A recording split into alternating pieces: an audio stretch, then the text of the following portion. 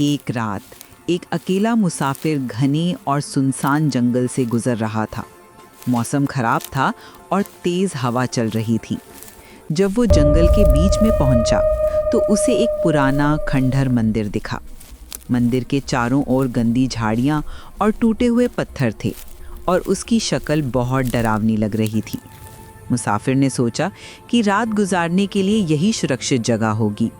जैसे ही वो अंदर गया, उसे ठंडी हवा का झोंका लगा और अंधेरे में कुछ परछाइयां हिलते हुए दिखाई दी। मंदिर के अंदर से अजीब सी आवाज़ें आ रही थीं, कभी सिसकाने की तो कभी खामोश सरगोशियों की। मुसाफिर ने अपने फ़ोन की फ्लैशलाइट जलाई और आगे बढ़ा।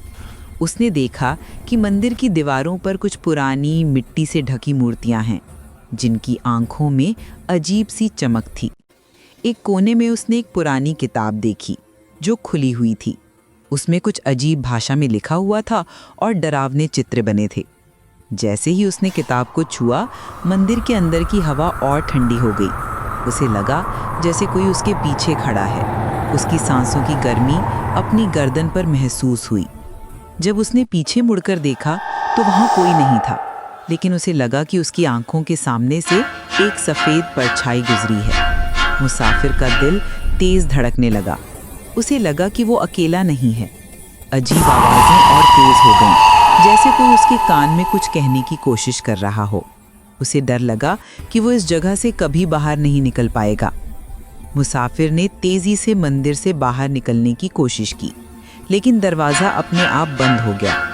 उसने उसे खोलने की कोशिश की, लेकिन वो जरा भी नहीं हिला। उसे एहसास हुआ कि वो फंस चुका है।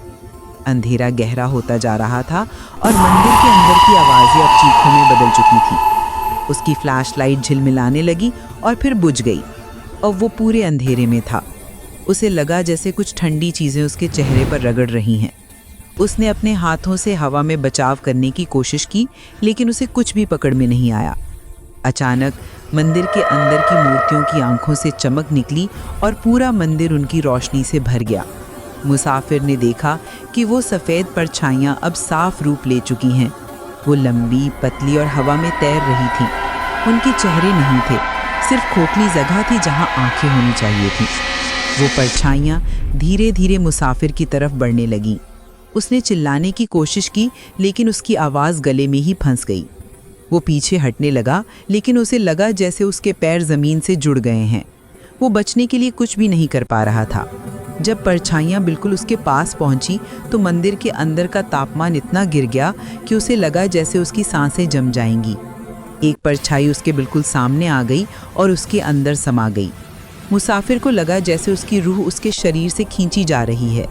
उसकी आंखें बड़ी हो गई और वो नीचे गिर गया। अगली सुबह जब सूरज निकला तो मंदिर का दरवाज़ा खुला हुआ था। अंदर मुसाफिर ज़मीन पर बेजान पड़ा था। उसकी आंखें खुली थीं और उनमें डर झलक रहा था। उसका चेहरा पीला पड़ गया था और उसके शरीर पर ठंडक छाई हुई थी। मंदिर में शांति थी, लेकिन अब उसकी दीवारों में एक और रूह का कैद होने का राज दब गया था। जंगल के लोगों ने उस दिन के बाद कभी उस मंदिर के पास जाने की हिम्मत नहीं की।